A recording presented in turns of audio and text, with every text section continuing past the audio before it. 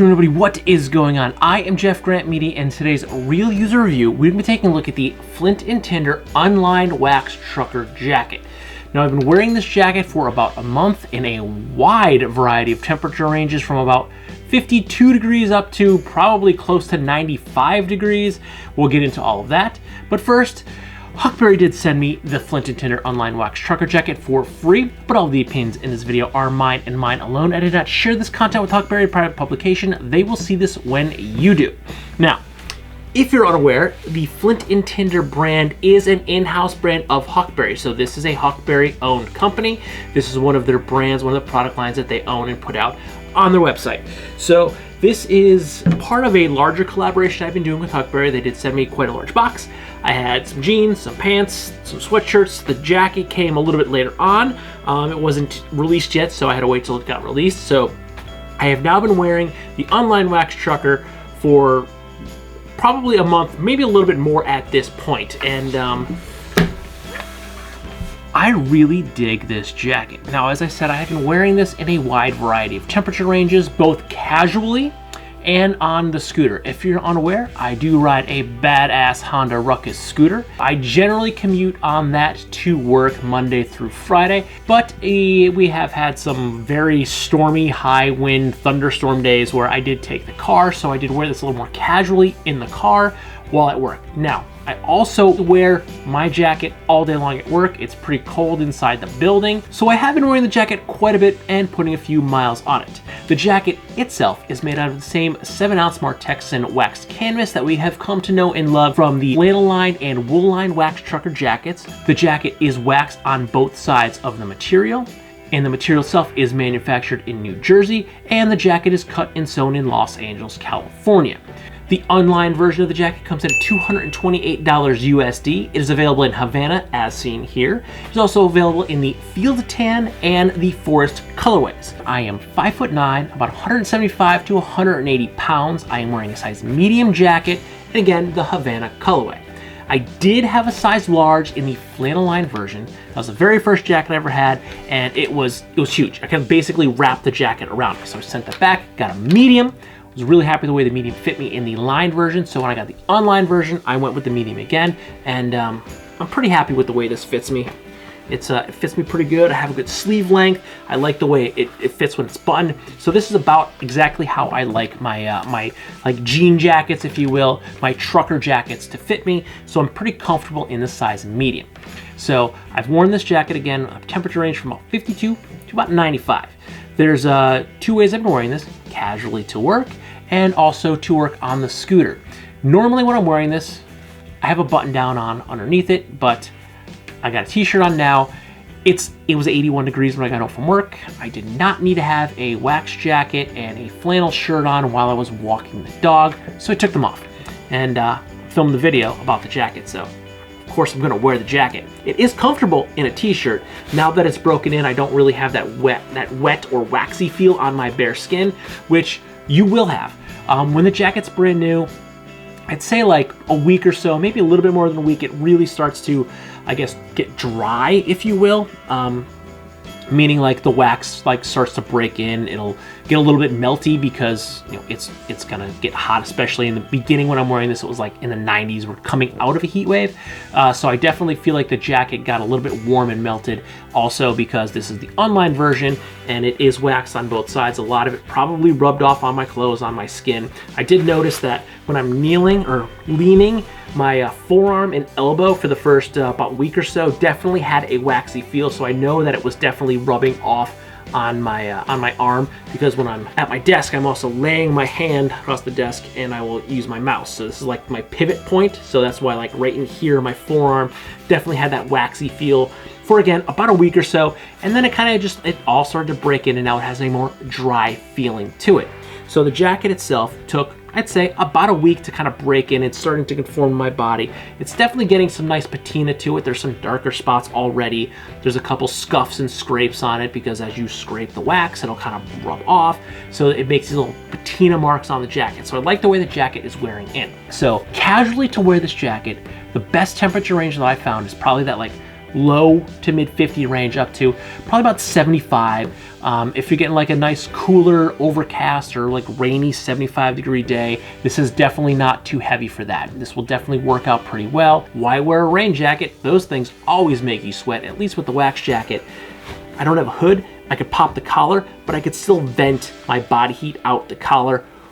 When I'm wearing a rain jacket, when you're wearing a rain jacket and you put that hood up, you're not venting any of that body heat. Everything's just kind of collecting and funneling, and you're not venting, you're getting hot, then you're gonna get sweaty. You're gonna get wet anyway, but from the inside out. So I feel like the wax jackets, even with a popped collar, it definitely will keep me dry, maybe not as dry as a rain jacket, but it's definitely going to vent and make me stay drier than sometimes if I'm wearing a rain jacket. So the 70 degrees, mid 70s, pretty good casually. I wear this in the building a lot. It's usually around 65 to 70 degrees inside the building, and this is very comfortable to wear all day long. I'll sit there at my desk, I'll edit, I'll walk around the building, I'll go to meetings. People probably think I'm weird because I'm wearing a jacket inside, but it's cold, so when it's chilly, I wear my jacket. Now on the scooter, today was the coldest day I drove the scooter to work. It was 52 degrees this morning. It was so cold earlier when I was walking Duke, I could see my breath. So I actually took my flannel shirt, and I normally will always roll my sleeves of my shirts, but it was chilly, so I unrolled my sleeves and I essentially turned my flannel shirt into a flannel liner for my jacket, and I was pretty fine. It was a little brisk bombing one hill. I was maxing out at probably 45, 46 miles an hour. It was a little chilly. The wind blew my cuff back, so then I was getting a gust of wind up my left wrist, so it did chill me down a little bit, but I wasn't so uncomfortable that it was like unbearable. Below 50, I would definitely go with the flannel lined version of the jacket, but the mid 50s and up is fine with the unlined version. And I've worn this in probably 90 plus now. It's hot. I definitely was sweaty when I got home, and it was 90 plus degrees. It's high humidity, but it's a trade-off. Do I want to have the sun baking my skin and turn me red as a lobster, or do I want to be a little bit sweaty but still have my nice pasty white skin? So I have worn this. It is waxed, so again, it does not breathe, so the only ventilation I'm getting is if I get the wind blowing down. Again, I am only on a ruckus, so I'm going about 35 to 40 miles an hour on my average speed. If I were at highway speeds, I would definitely be cooling my body down a little bit more. So if you're going to be on a big bike, you probably will be a little bit more comfortable in the higher temperature ranges wearing a jacket. Now, personally, I don't ride very far. I maybe run to the store to pick something up on the scooter. If it's really hot, I won't wear a jacket. But if I'm going for a ride, I will always wear some sort of jacket, even though, you know, a 7-ounce wax canvas jacket, it's probably not going to protect my my skin too much if I were to take a hard crash, but for that simple fact that it's getting some protection from the wind and protection from the sun, I definitely always wear a jacket riding, and this is way more comfortable in those higher temperatures than wearing a flannel lined version of the jacket. The best temperature range I would say would probably be like maybe 60-ish. It's fine in the mid 50s. Low 50s, that was kind of like my cutoff point, but I'd say like mid 50s, probably close to like 60 to like 80-ish, maybe like mid to low 80s. I was completely comfortable. I didn't have too much sweat. I felt really good on the scooter riding it in those temperature ranges. When I got home, I wasn't a complete disaster. I wasn't soaking wet, and I was still pretty comfortable. So my temperature ranges for the jacket, casually, I'd say 50 to about 75. On the bike, I'd say about 60 to mid 80s. If you're on a big bike, you could probably push that a little bit higher if you're doing highway speeds, just because you're going to get a lot more air blowing at your body, and that's going to be able to cool you down. So on the bike, it's comfortable to wear. I did say a few times I have caught the wind and it will pull my cuffs up, but that's my own fault. I wear my cuffs unbuttoned. If I button my cuffs, that's not going to happen. But that's just my personal style. I just feel a lot more comfortable with my cuffs unbuttoned. But if I wore my cuffs buttoned, I wouldn't have had any issues like this morning where the wind blew it back at 46 miles an hour and got me a little bit chilly. Okay, but how does the jacket feel? How does it wear? How does it fit? And I think the jacket, it feels great. Again, I wear this a lot, like all day long, and it feels and fits great. It's 7 ounces, so it's a good weight to wear indoors and outdoors. It does have enough room underneath it, so I can layer it with a bit of a thicker flannel if it's a chillier day, and I can also wear it with a t-shirt if I want to, and I still feel like the jacket fits me really well. I'm not oversized, and it's also not undersized too much that if I was a little chilly, I couldn't wear this with a thicker shirt. Now, I did not wear this with the hoodie, so I don't know if it's gonna fit really well with the hoodie underneath, but being an unlined jacket, when it's a little chillier for me, I just throw a flannel on, and the jacket allows me a lot of space to wear what I want underneath it and not be restricted. And the jacket itself is wearing really good, and I think it's getting a really nice patina. You can see some of these little scuff marks here from bumping against things and just wearing it all day long. You can see the sleeve here. You definitely see the wrinkle where my elbow is from creasing inwards, and you can see a little bit of darker points here.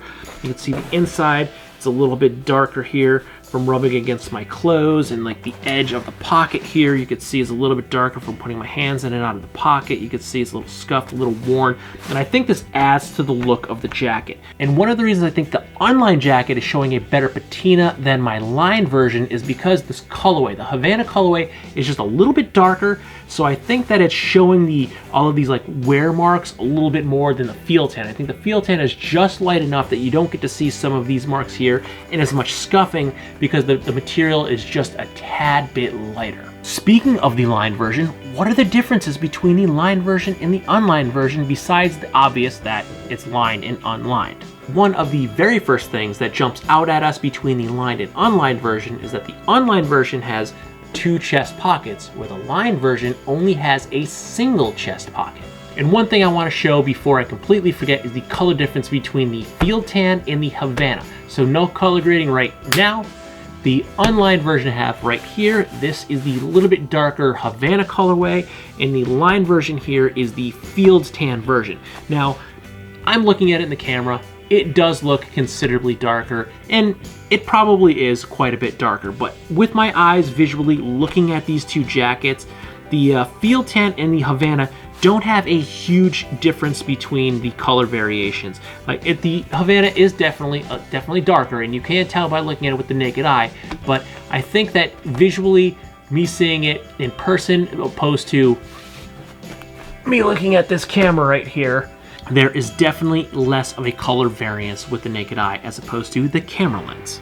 Now, another difference between the unlined version and the lined version is still with these pockets here.